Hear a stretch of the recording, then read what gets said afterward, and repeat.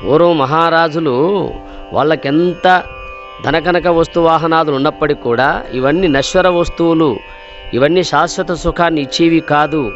ఈ భోగభాగ్యాలన్నీ కేవలం అవి తాత్కాలిక సుఖాన్ని ఇచ్చేవి, కానీ శాశ్వత ఆనందము, శాశ్వత సుఖము ఒకటి ఉన్నది అని తెలుసుకుని వాళ్ళు ఏం చేశారు? ఋషుల యొక్క మార్గాన్ని అనుసరించారు, మహాత్ముల యొక్క మార్గాన్ని అనుసరించారు. అందువల్ల వాళ్ళని రాజ ఋషులు అన్నారు. రాజ్యాన్ని పరిపాలిస్తూనే ఋషుల మార్గాన్ని అనుసరించారు కనుక రాజ ఋషులు అయినారు వాళ్ళు. జనక మహారాజు పేరు భగవద్గీతలో వస్తుంది, గీతా మహాత్మ్యంలో కూడా వస్తుంది. ఎందువల్ల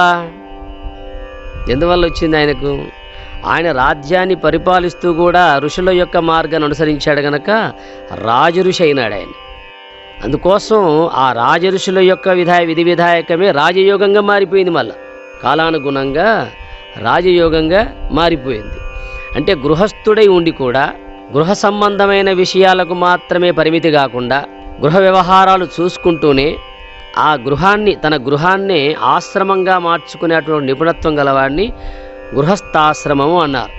మనకి ఎన్నో ఆశ్రమాలు ఉన్నాయి. బ్రహ్మచర్యం ఉంది, గృహస్థాశ్రమం ఉంది, వానప్రస్థం ఉంది, తర్వాత సన్యాసం అనేది చివరిది చరమది ఉన్నది. ఇన్నిటిలో ప్రధానమైంది గృహస్థాశ్రమమే. ఎందువల్ల? లోకంలో గృహస్థుడు మాత్రమే ఒక సన్యాసికి భిక్ష పట్టగలడు, గృహస్థుడు మాత్రమే ఇల్లు పన్ను కట్టగలడు, గృహస్థుడు మాత్రమే ఆలయం కట్టినా ఆశ్రమం కట్టినా 10 దానం ఇవ్వగలడు. సన్యాసి ఏమిస్తాడు? ఆయనే భవతీ భిక్షాం దేహం అంటూ ఒకరి మీద ఆధారపడి ఉంటాడు ఆయన. అంతేనా కదా? అంటే లోకంలో ఏదైనా ఒక శుభసూచకం జరగాలంటే గృహస్థుడే శ్రమిస్తాడు గనక, వ్యాపారం చేస్తాడు గనక, వ్యవసాయం చేస్తాడు గనక, ఉద్యోగం చేస్తాడు గనక తన వంతు సహకారం ఇతరులకు అందించే ప్రయత్నం ఒక గృహస్థుడు మాత్రమే చేస్తాడు. అందుకోసం గృహస్థాశ్రములో ఉండి గృహ సంబంధాల విషయాలకు అంటుకోకుండా ఉండడం అనేది ప్రధానం అన్నాడు. అందుకే మహాత్ములు అంటారు, సంసారాన్ని పట్టుకోండి అయ్యా, సర్వేశ్వరుణ్ణి పెట్టుకోండి అయ్యా అన్నారు. అయితే మనం ఏం చేశాం? సంసారాన్నేమో పెట్టుకున్నాం, సర్వేశ్వరుని మాత్రం పట్టుకున్నాం. ఈ పట్టుకోవడంలో పెట్టుకోవడం పెద్ద తేడా ఉంది సుమా. పట్టుకోవడం అంటే సమయం వస్తే వదిలిపెట్టవచ్చు, పెట్టుకోవడం అంటే అది పోతే ఎక్కడికి పోయినా. మనం ఉల్టా చేసేసాం. మహాత్ములు చెప్పిన దానికి తిరగలైపోయింది. సర్వేశ్వరుణ్ణి హృదయంలో పెట్టుకో, సంసారాన్ని నామకాహ పట్టుకో. మనం ఏం చేశాం? పరమాత్మనేమో పట్టుకున్నాం, ఏదో అట్లా సంసారాన్నేమో పెట్టుకున్నాం. దీన్ని బట్టి చూస్తే మనం ఈశ్వర సేవకులమా ఇంద్రియ సేవకులమా అని ప్రశ్నించుకుంటే మనం అంతా ఇంద్రియ సేవకులమే, ఈశ్వర సేవకులం కాలేకపోతున్నాం. ఎందువల్ల చెప్పండి? మీరు అరటి గెల చూసి ఉంటారా?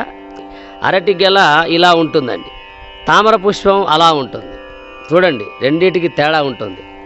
తామర పుష్పమేమో సూర్యరశ్మికి వికసిస్తూ అలా పైకి వికసిస్తూ ఉంటుంది తామర పుష్పం. అరటి గెల తన బరువుకు తానే అలా అధోముఖంగా ఉంటుంది. తన బరువు తనకే ఎక్కువ అవుతుంది కనుక కిందికి ముఖం కలిగి ఉండేది అరటి గెల యొక్క పుష్పం, పైకి ఊర్ధ్వముఖంగా చూసేది తామర పుష్పం. దీన్ని బట్టి ఆలోచించినా కూడా మనం అరటి గెలలమా తామర పుష్పలమా అని ఆలోచిస్తే చెప్పండి, అరటి గెలలమే. ఎందుకంటే లగేజీ పెరిగిపోయింది మనకి.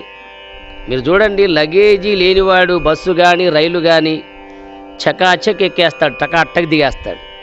ఈ లగేజీ ఉన్నవాడు ఎక్కలేడు, దిగలేడు. ఏమిటి లగేజీ చెప్పండి? మనం ధ్యానంలో కూర్చుంటున్నాం, మన లగేజీ ఎటువైపు ఉంది? అయితే కింద పడిపోతున్నాం, మనం ఎక్కలేకపోతున్నాం.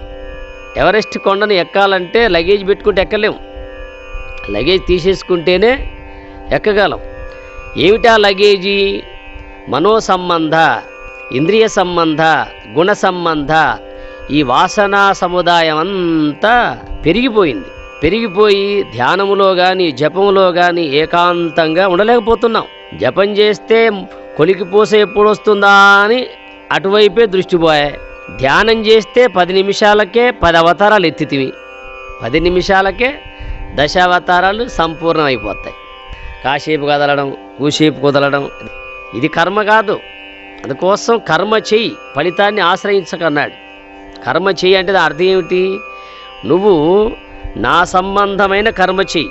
భగవత్ సంబంధమైన కర్మ అంటే ధ్యానమేనండి. మత్కర్మ కృన్ మత్పరమో మద్భక్త సంగవర్జిత నిర్వైర సర్వభూతేషు యస్సమామేతి పాండవ అంటూ చెబుతాడు.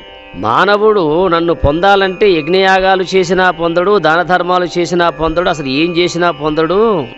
నా సంబంధమైన భక్తి కలిగి ఉండి నా సంబంధమైన కర్మ చేయగలిగితే పొందగలుగుతాడు, ఇంకా దేనివల్ల పొందడు అని 11వ అధ్యాయంలో చివర్లో ఆయన వదిలిపెడతాడు.